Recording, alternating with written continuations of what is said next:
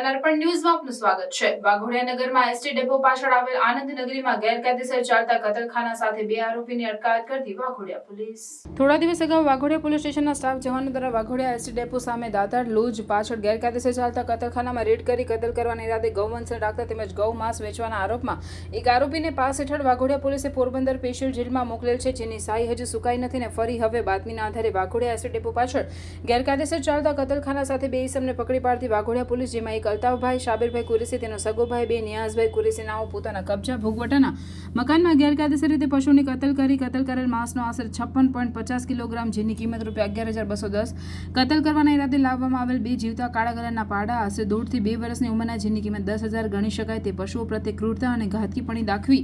પશુ માટે જરૂરી ઘાસચારો તથા પાણીની કોઈ સુવિધાઓ ન કરી ઘાતકી રીતે ફક્ત કતલ કરવા માટે જ ટૂંકા દોરડાથી બાંધી રાખી ગેરકાયદેસર કતલ કરવાના સાધનોમાં લાકડાના હથાળાવાળા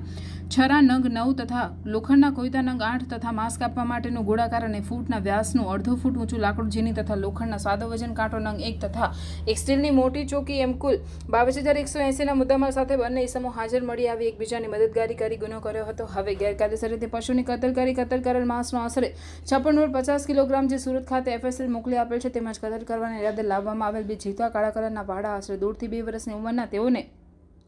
સયાજીપુરા પાંજરોડ ખાતે મોકલી આપેલ છે। તમામ હકીકત કતલ કરેલ માંસ ગૌ માંસનું છે કે નહીં તે FSLના રિપોર્ટ બાદ જ તમામ હકીકત બહાર આવે તેમ છે। આ 2 આરોપી વિરુદ્ધમાં પશુ સંરક્ષણ ધારા અધિનિયમ 1954 તથા સુધારા અધિનિયમ 2017ની કલમ તથા પશુ પ્રત્યે ઘાતકીપણા અધિનિયમ 1960ની કલમ 11(1)(a) મુજબ કાયદેસરની કાર્યવાહી કરવામાં આવી હતી। રિપોર્ટર પંકજ વસાવા।